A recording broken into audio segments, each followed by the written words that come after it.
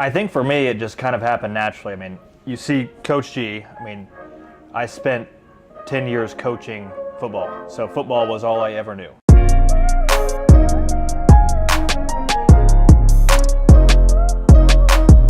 Hey, it's Deb. This is Happy Hour with Deb, and I have my dear friend, entrepreneur, Chase Gruening, with me today. Thank you, my friend. Thank you for having me. Oh my God, it's an honor. We're so excited that you're here. We got a big story. You have crazy stuff coming up. Yes. This is an industry you just broke into. Yes. That you're doing. All right, let's go. Let's start from the beginning. How did you get started in this space where you're coaching industries? I think for me, it just kind of happened naturally. I mean, you see Coach G. I mean, I spent 10 years coaching football. So football was all I ever knew. Right? That's not a bad thing, Chase. That's okay. We love Unless football. you're a Philly fan. Right, exactly. I know. I go to other states and I'm like, oh, I got to keep it on the DL that I'm from Philly. Yeah. We were just talking about Philly came in here a few years ago and just took over our stadium, but that's okay. I know. They do that to every stadium, so I can't feel too bad. We're really not known for being pretty or tactful, and it's a rough city. Yeah, I mean, you honestly, gotta come visit though. It's a cool city. I have been to Philly a couple times, and it was awesome. We biked everywhere. That's what I loved about Philly. Right, good food. Yeah. It's a really cool We city. biked and bar hopped. It was. That's probably not a good thing. Is that a bad day? That's the best day ever. It may be considered illegal, but we did it, and it was a lot of fun. Oh no, you could. Well, there's a legal thing in Philly. Yeah. Like you gotta. We rode the line. It's like blood's got to be involved, right? Yeah, I do remember somebody on that bike trail literally doing a face plant. I remember that day. Yeah, they won't call an ambulance for that either. No, I just turned around and everybody acted like it was normal. Well, you come out and we'll bring your wife and we'll take you guys out to steakhouses and stuff. Although you're in Tennessee. All right, talk to me. Tell me how you got started again. Let's start this industry. You went from football. Yeah, football. Does not seem like a natural transition to everybody else, but to you. Yeah. I guess you're right. For me, it was natural. But I told this story the other day. I mean, I graduated college, and it's kind of a crappy feeling to not know what you want to do, not have anything to do. I went there with a fitness and sport degree, but I went there for football. I went to college to play football. Where'd you go to school? I went to Millikan University, a small D3 school. I wouldn't have gone to college if it wasn't for football. So literally football was everything to me. So when you graduate and you got nothing left to do, I'm like, what do I do? I'm like, well, the only thing I know what to do is football. Right. So I went and coached football. And I bounced around for like 5-6 years, state to state. I was at 6 schools in 6 years, 5 different states. Wow. Everything I owned fit in my truck. I had no personal life. You were a roadie. Yeah, I was a roadie. I was like I know you interview a lot of country music singers. Yes. That's what it felt like. I was like just trying to make it. I was climbing the coaching ladder. Oh yeah. Certainly humbles you. But it taught me so much. And eventually, honestly, it came down. I was dating a girl at the time, and we were getting let go of our current coaching position. I didn't want to move again. I thought I was going to get married to her, so I just stayed put, and I got into insurance. So, long story short, got into insurance, been in insurance since 8-9 years. Wow. Started off by myself. Still relatively new. It takes a long time to build a brand. Yeah, for sure. I started off by myself, knocking on doors. I've knocked on thousands and thousands and thousands of doors. And eventually, about 2019, 2020, I started building a team, and then really started building a pretty massive team over the last couple years, and we've scaled it to something I never thought would happen, multiple 7 figures and all those fun numbers and all that. That is so incredible. It really happened naturally too. I never anticipated that. But with that, to answer your question, long-winded answer, it all came together. People started asking me, like, how do I do what you do? Or people were offering to pay me to teach them how to do what we've done. And I'm like, well, there's something going on here. Right. Like, I need to start coaching and consulting. And then my wife, who is the brains of the operation, she's behind the scenes. We developed Coach G because I've heard so many great things about your wife, by the way. Oh, she's amazing. Yeah, I've she's heard amazing. great things. She honestly has built a lot of our brands and has done so much behind the scenes. But we built this. I mean, why this came about, and I was telling you this off camera, is no one could pronounce my last name, Gruening. Okay. That's a football name. Yeah, German football name. It's a football name. And I really couldn't pronounce it, honestly, sometimes. So everybody's like, Coach Gru, whatever. So I just said, just call me Coach G. So when I was coaching, everybody called me Coach G. So it's really fun to bring it back full circle. Absolutely. And now we have developed a brand, Coach G, where I coach insurance agencies on how to build championship producers and build championship teams. So it's That was a long answer, but that's how we got there. So when did you switch into the coaching industry? I mean, I really haven't started coaching till about 6 months ago, but one thing I believe in, one thing I believe in is the market will always tell you if you're right or wrong. Test it in the market. Yep. That's the market will always humble you or tell you. Put it in the market and test it. Or tell you if you're smart. So we put it out there. People started buying the consulting and courses. Now we're rolling out the coach's office, which is a 12-month residency program with me. That's beautiful. And there's one thing I'll never forget. There was a coach. I worked with a lot of coaches, right? So they all keep in contact with me still. And I won't say his name, but he called me one day. He was asking me about insurance. He's like, maybe I should try that insurance thing like you. And I'm like, yeah, it's been amazing to me. He's like, but I don't think I could do that because you don't make a difference anymore. And that always stuck in my head. And this has really fueled me because, I mean, I make a huge difference in other people's lives now from a coaching perspective. Absolutely. But I coach them how to optimize their business. Right. Yeah. The power of a good coach. Yeah. And now we're transitioning as a universe because coaches were typically on fields. Yeah. You know, and now people now get it. Like everybody, I have coaches. Everybody has a coach. You know, and it's truly a partnership and just growth. Somebody that's got your back unconditionally. It's somebody that you can bounce off of and be free to just move forward. Yeah. Some of my biggest mentors were not paid coaches. They were actual coaches from sports. Right. That taught me so much more than anything about business or finances. I mean, they just taught me about life. And I came from a single parent family. Wow. Didn't have a major male role model in my life, so I leaned on a lot of coaches and male role models. And I think a lot of coaches don't realize, or maybe they do realize, they're just extremely underpaid, that they make a massive difference in people's lives. And even the coaches that, I was my daughter's cheerleading coach for a long period of time, and it's a volunteer job. Yeah. You're putting your heart and soul into bringing up a child that's not yours, making sure you're a therapist, you're a parent, they don't pick them up, you're everything. Yeah. And you also open yourself up to criticism. Oh, yeah. They'll turn on you in a minute. Well, it's funny now that we do paid ads for our consumer business, our insurance business. And we got some ads running with me and my wife, and people tell me I look funny, or people tell me I'm full of crap. Right. You open yourself up to a lot of scrutiny. You do. Once you bring yourself to the market. But, I understand I'm not for everybody, but there's a lot of people I am for. So is that pressure? Does that feel like pressure? No. Yeah. No, me neither. People are like, I'm like, you don't like me, then don't watch. No. I'm about to make our first real offer at one of our coaching events, and I understand everybody's not going to buy it. Right. But I don't want everybody to buy it. Right. I want to work with people that want to work with me. Absolutely. I feel the same way, because I talk to so many people during the course of a day, and I'm like, you know what? They're not set. I can't. I hold people accountable. I'm like, you couldn't work with me. Right. And that's hard. So what's your style? I'm a player's coach. When we talk about coaching styles, I talked about this morning. I don't really believe in balance, to be honest with you, and that's a hard take. That's fine, because I've got zero. Yeah. Zero. Yeah, We get none. Organization skills, Zippo. Yeah, I really only have 2 to 3 things I care about in my life, to be honest with you. It's my wife and my daughters and my family. You have a beautiful family, by the way. Thank you. I love the pictures. Thank you. They got my wife's genetics. Such a beautiful. No, you're all just such a. It's like I love the picture. I'm like, oh God, look, they're like a Hallmark family. Don't tell my wife that because. You'll be on Hallmark Family, right? She'll be like, Deb's going to come film us as we're around the tree. She's addicted to Hallmark. She told me yesterday, I told her I was going to change. You got your guy right here. You can take some family pictures for it. I told her I was going to change subscription services. She's like, it better have Hallmark. That's all I need. Just give me some Hallmark. I don't think I've ever watched anything in Hallmark.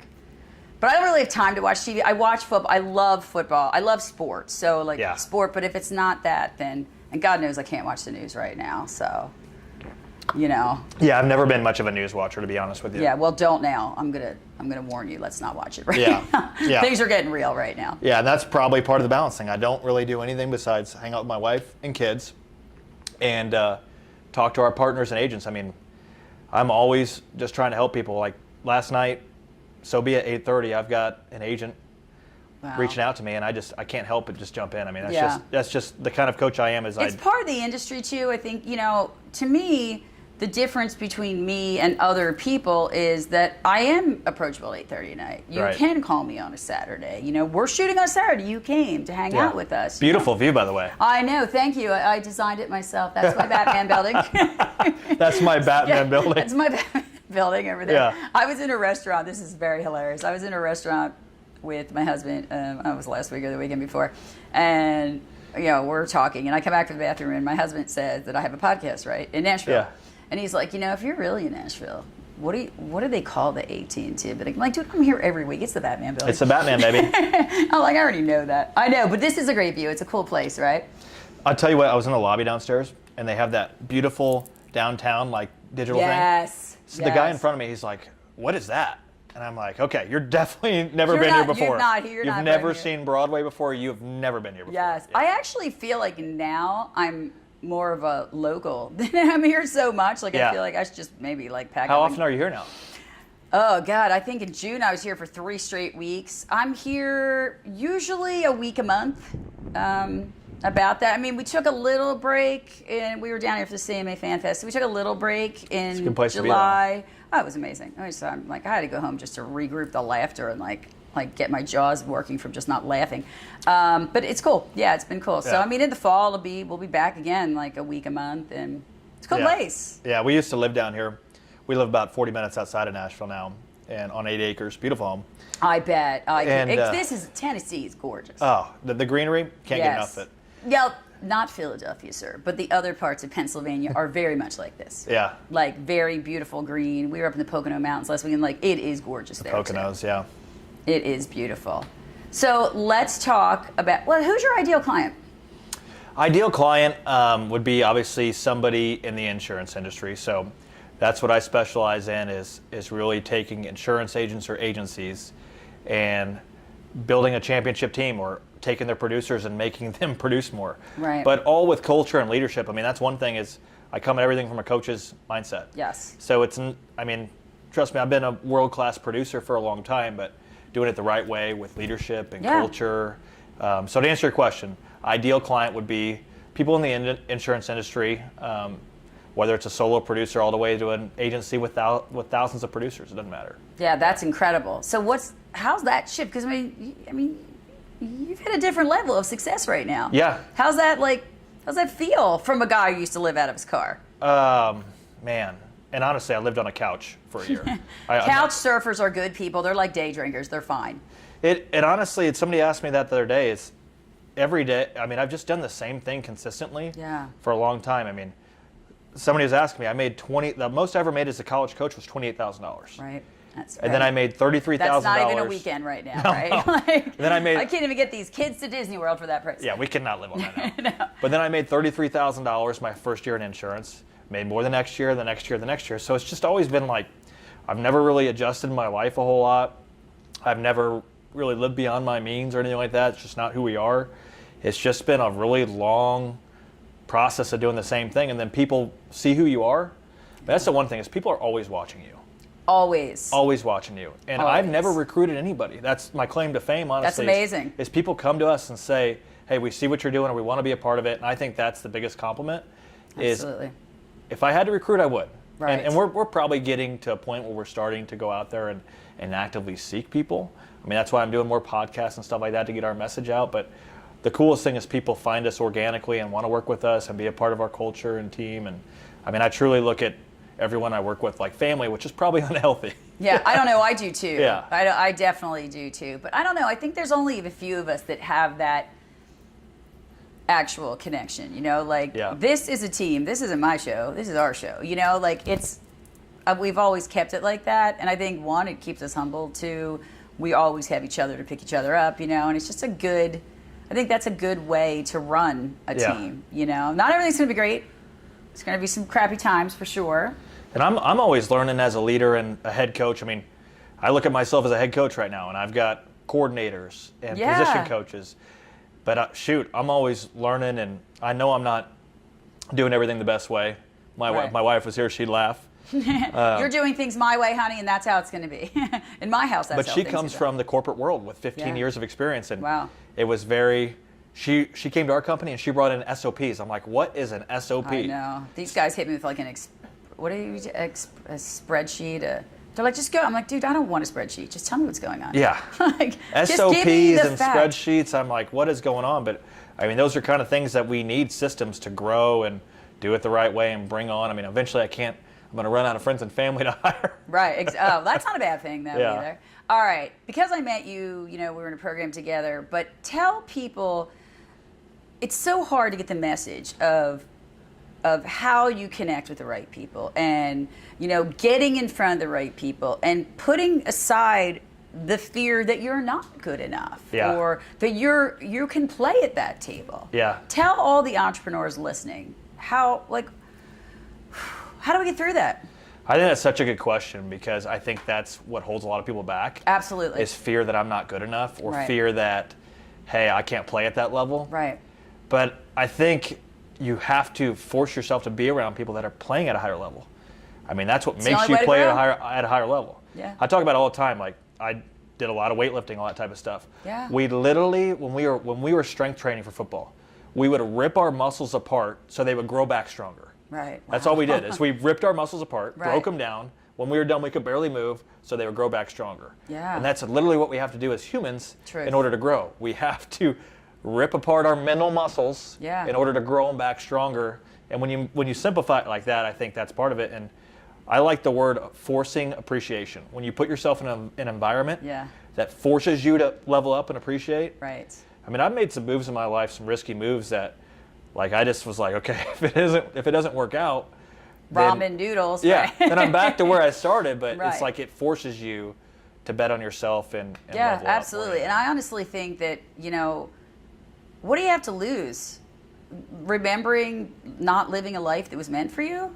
Like, what do you have to lose? Yeah, I mean, I crack up when I, with my clients and stuff. I'm like, I sit in the middle of a room. I introduce myself to every single person. Just the connections I've made just with you guys. Like, you don't know who's sitting next to you. yeah. But You people know? are always watching. I remember when I met you for the first time, eye contact, just very clear, direct handshake. Like, that stuff sticks out to people. I mean, Yeah. there was a lot of people in that room. I don't remember the rest of them. I Right. really don't. Sir, you hit the lottery meeting me. Yeah, I agree. I'm on the 22nd floor at the embassy, baby. On a podcast Yeah. in the middle of the afternoon. And we're looking at the building you built, the Batman building. Yeah. That's my skyline, by the Yeah. way. I know it looks pretty good. If you guys want any changes, just let my people know. Yeah. Yeah, but it is true. I mean, you do have to get over the fact that that's what you have to do. People like authentic people who look them in the eye, care Yeah. about their business, want to talk about it, ask about their families. That is the kind of stuff that changes relationships in the business world. I mean, everybody I do business with, I want to know their, how your kids are good. That's great. Yeah. How's your wife? I heard she's a badass. That's amazing. Like, that is the difference. That is the game changer in a business. Yeah, in business and sales, at the end of the day, entrepreneurs are typically in sales in some way, shape, or form. We're all in sales. Yep. But nobody buys anything from you unless you feel understood. Right. And that's what I tell all the agents. Like, the first thing you have to ask a client is, what do you want to get out of today's appointment? Right. What are your specific questions? Because if you don't answer or address what's important to somebody, then they're off in outer space. Like, Yeah. they're not really paying attention to you. And All my new clients, I start with this. What questions can I answer for you? yep, love it. Like, I'm Deb. Thanks for reaching out. What questions can I answer for you? By the end of that appointment, we need to make sure we have addressed what's important to the client. Because me yakking is not satisfying or getting anybody better. I You say it know? all the time. We often, when we start talking about what we want to talk about, it's not important to the client. We've talked ourselves out of sales. Truth. And we're talking about things that they don't even care about. Exactly. It's- I think it's with entrepreneurs, I've been an entrepreneur for a long time, but I think with entrepreneurs, you feel like you have to fill a void of time and space. Oh God, Just it's sit the worst back, feeling. man. I know. Oh, It's so you're it like gives me anxiety, you right. saying You're that. like, this is like you're flatlining. You can see yourself laying on the hospital bed where they're going to break out the paddles because it's Yeah. like dead silence, right? But people appreciate just space. Yep. Just give them some space, Yeah. and that was hard for me. Oh yeah. I mean, just that resonates with me so much, though. That, I mean, as an entrepreneur, you always want to be filling every second of the day. Yes. Or doing something. Solving every problem. Or always being efficient. Right. And it's like, man, I remember probably when my wife and I first started dating, I lived down here, about a mile away. And I tell you what, on a Tuesday, if it was nice like today, guess what I do? I go ride my bike on a trail, pop in a good music or a podcast. I'm with right, them. Right. And then I go to a pool. But like you would never catch me doing that A now. pool around in my area around here? Because I can get you into a good pool. We had a rooftop pool at all our places. I was always at the pool. I was so tan. I bet. They would be like, "Why are you so dark?" I'd be like, "Well, I just went to the pool all day." Because I'm living my best life. Yeah, I'm living That's my best the answer. life. I'm living my best life. Well, let me flip this and ask you Yeah. that. When you start, you get a name and you get a reputation and, people want to be in your space. You're like, no, I want to show the show. Like people, we work so hard to get people to appreciate our talent and what we've done and how we go the extra mile. And now all of a sudden, like you have people that want you, like booking I want them on my podcast. Yeah. I want to meet them. And how's that feeling? I honestly don't think about that very often at all. I don't know. I guess I just always say yeah. I'm probably more of a yes man than you would ever think. Yeah. Oh no, I am too. Which is probably not healthy as well. But I don't know. I always just think things can turn into opportunities, and I'm guess an opportunist in that, right?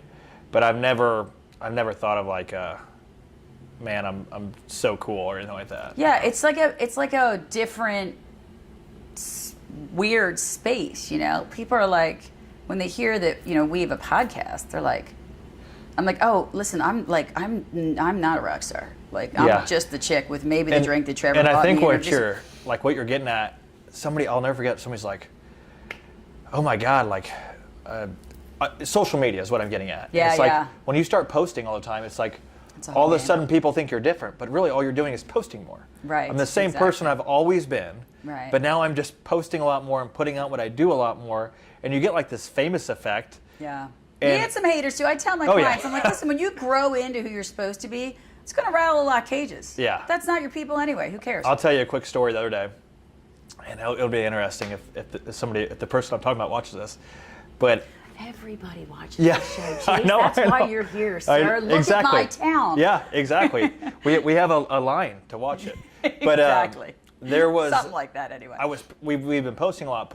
I've been putting myself out there a lot more, like a lot more videos. I love your posts. Thank you. I think they're awesome. Thank you. So you, and I think it's Thank you, and that is me. That's at the end of the day, that is me. Is people don't understand, like my hobbies are business and family. Like those are my hobbies. That is me. But I know one of my buddies like, oh, somebody said they told me they unfollowed you because you post so much. And I'm like, that's not who I'm trying to attract. Right. Like, I don't really care. Because guess what? That's not a client or part of my tribe or But what you're getting at is like you're not for everybody, and that's going to happen. Absolutely. Yeah. And I don't know. I think I've been doing this so long in just the business ownership that you're like, okay, want, see ya. But yeah, I can tell you don't. You could care less about that. Which is awesome. I could, but it's. You can't. I can't change who I am or change my style or change what I want to be or who I want to help. Yeah. To please everybody. So then don't watch, I guess. Sometimes that sounds harsh because I hope the only reason, listen, I went into this business that if I could change one person, just one person, to never feel as low as I felt, I did my job. Yeah. I did my job. So when I hear people say, you changed my life, you saved my life, I'm like, you can have all the damn naysayers you want. I don't care. And that's incredible right there. I mean, you obviously do a different line of work than I do. Yes. But I mean, same concept. When somebody's like, you changed my business or you changed everything. I mean, I had a testimonial the other day that came in and it's like, you literally it's been night and day difference. You've changed everything about my business. Our sales are up 6 times. I mean, it's even business owners, you gave them hope. Right. Where there wasn't hope. And that's I'm like, God, if I didn't have to pay for the Skyline, I would do it for free because it is such an amazing feeling to do that. Let's talk about your event this weekend. Yeah, tomorrow. big event, and truly like I do everything. I don't really know what I'm doing. I just do it. I mean, I think you're probably fairly good at winging it, but in a very professional way. Yeah. I would say I'm good at winging things, and I figure it out. But I mean, my wife would be the first one to tell you I'm one of those people that I just don't think. I just go. And I'm the same way. I'm not a stone stepper, but I love those people. I appreciate those people because I am a stone jumper. I'm like, if it's in my head, let's just go. If it works, great. If it doesn't, I learned something. Yeah. Sometimes you got to bump your head. But that's exactly it. Is I just go and I think I feel like I'll just figure it out along the way. Right. Started a podcast a few months ago. Started a coaching company a couple months ago. And now we're having an event with over 100 people attending, about to announce another major one. That is crazy.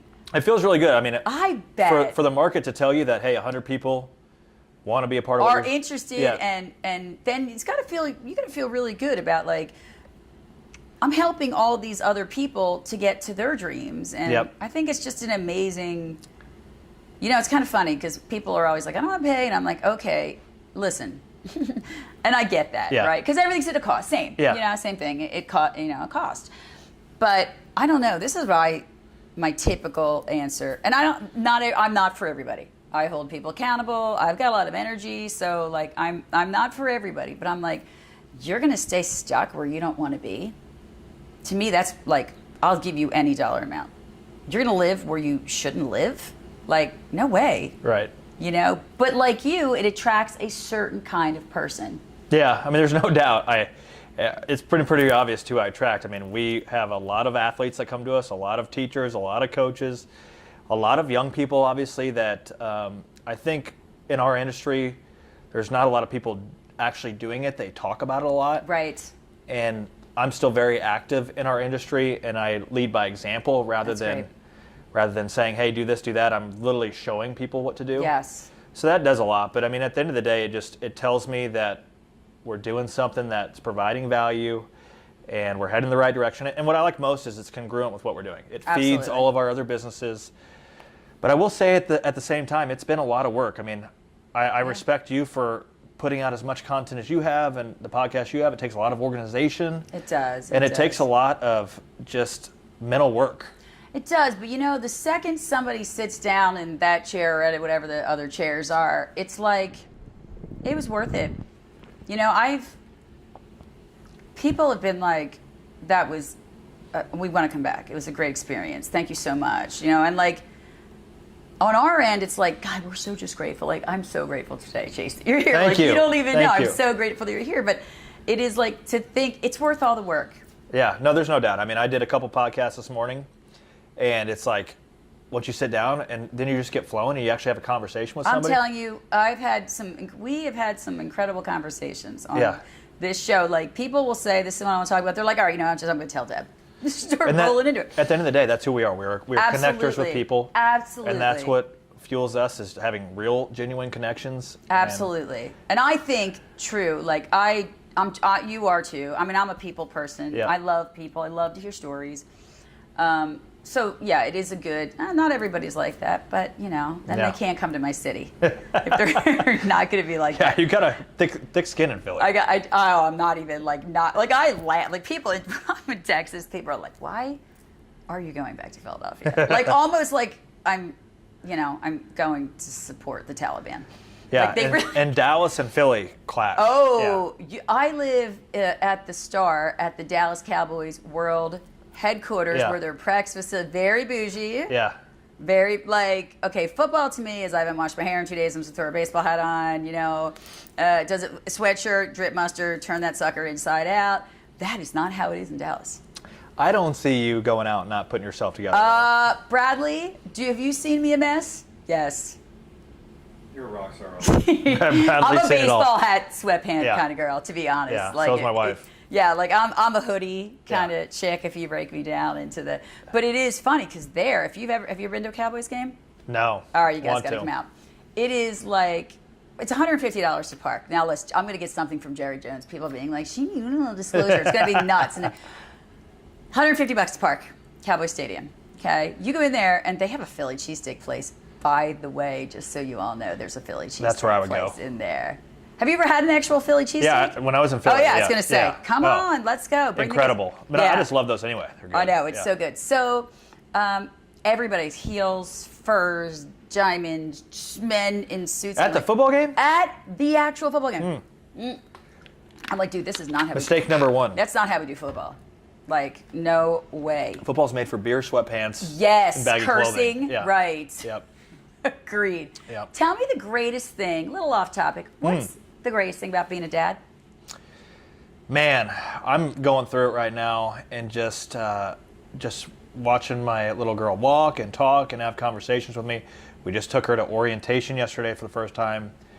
That was terrifying for me. I'm probably much more like, don't leave me than You don't even know. Mom. When my daughter went on the kindergarten bus, I sat on the corner and sobbed. Where people were driving by, they're like, "Are you okay?" I'm like for like 45 minutes, like I Yeah. needed a therapist then. Like sobbed and I'm like, "Oh my God, they just took my life away." Oh, Like, my child, I put her on a bus with a stranger. What kind of mother am I? My wife and I are very different emotionally.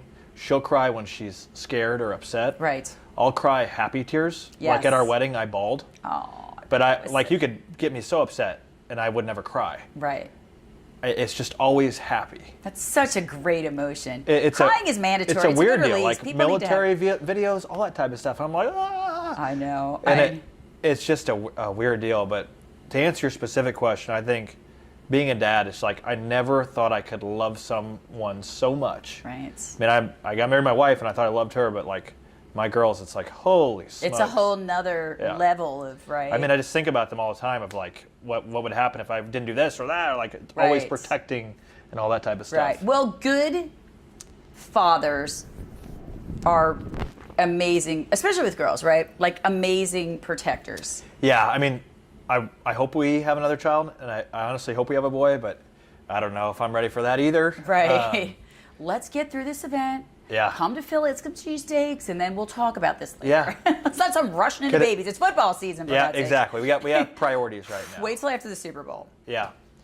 We have priorities. Hopefully, you have a Super Bowl here. I would love it. Listen, Yeah. we were talking earlier how we'd love to come down for a game. We would. Well, I think can't that wait would for the be- new stadium. I know. It's We're gonna be third amazing. row in the end zone. We'd love being there. That's beautiful. Yeah. All right, here's my last question. And first of all, I want to tell you, it was an honor to have you today. Thank you. It's an honor being It here. was really just so much fun, and I'm so happy that we got, like, people they are entrepreneurs. They want to learn Yeah. from people like you, you Absolutely. know? So my last question is, will you come back? Absolutely. Take us on this ride with you, show us some more, and Yeah, I'd love to come on in Philly or Dallas. Yeah. we're Yeah. there. I'm in Dallas quite a bit. Philly, I haven't been there in a while, but I'd love to come back. Absolutely. Yeah. And Bradley and I, we shoot in Dallas sometimes, right? We head down to Dallas and stop's shoot. Philly. Next stop's Philly. Absolutely. We'd love to have you in either city. Yeah, I cannot wait to see. I mean, your growth has already been incredible. Oh, thank you so And much. just can't wait to see. I mean, man, I'm learning from you. I mean, you're pumping out so many just great shows and great content, and I'm watching on the sidelines. I'm always learning. Like, that's the thing is, you don't understand just because somebody's not liking something. Like, I'm always seeing your stuff and always just that means a lot just to me. learning. Thank you so Yeah. much. I mean, this show has just been, it's been awesome. I mean, I can't even describe the Yeah. feeling when I talk about the show. It's so good. I mean, the three of us work incredibly together. We work incredibly hard. We love people. We want their stories and their missions and their passions to get to the rest of the world. And it's been a true honor to work with people like you and some artists. It's been an honor. yeah. It's been really cool. Well, it's been awesome to be here. It is an honor to be here, and this thanks so backdrop is awesome. We'll shoot again here, my Yeah, friend. I love it. Thank Yeah. you, sir. Thank you, It Deb. was a pleasure, of Yeah. course.